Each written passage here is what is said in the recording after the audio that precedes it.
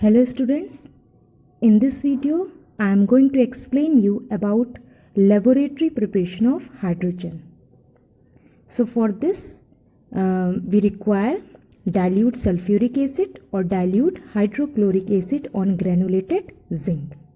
Now why granulated zinc preferred over other metals?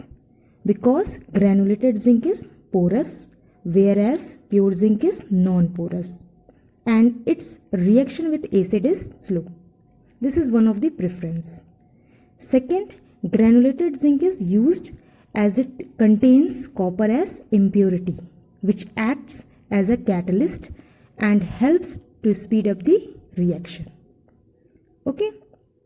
Third preference is that it is less expensive metal over the other metals. Now let us understand about the experimental setup which is given in your textbook. So here you can see there is a conical flask whose mouth is closed by a cork. Cork having a two hole. One of the hole is fitted with thistle funnel, and in the other hole you can see there is a delivery tube.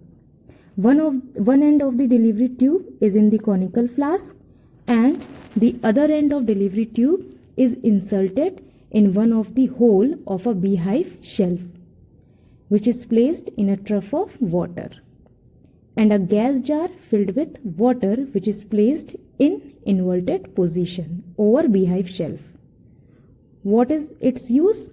For the collection of gas. Now in the laboratory, this is an actual experimental setup. It looks very complicated, but we will see this step by step. In the first step, we have impure hydrogen.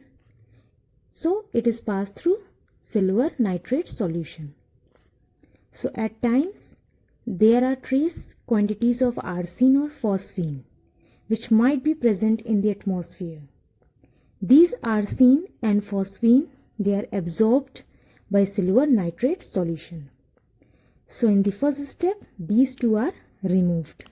Now these gases have to removed, that is hydrogen sulfide, carbon dioxide and water vapor.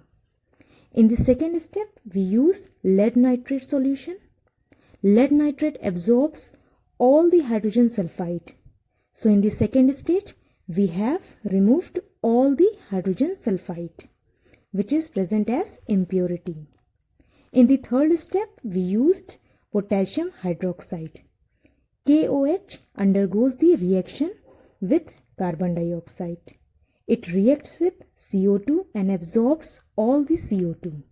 So now there is only one impurity, that is water vapor. So in the last step, we use anhydrous calcium chloride. Anhydrous calcium chloride has a special property of absorbing all the moisture or the water vapors.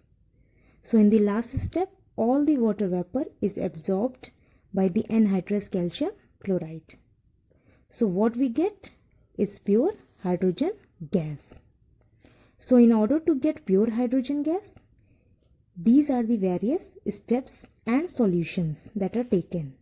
All the impurities, all the gaseous impurities can be removed, and in the end we get pure hydrogen gas.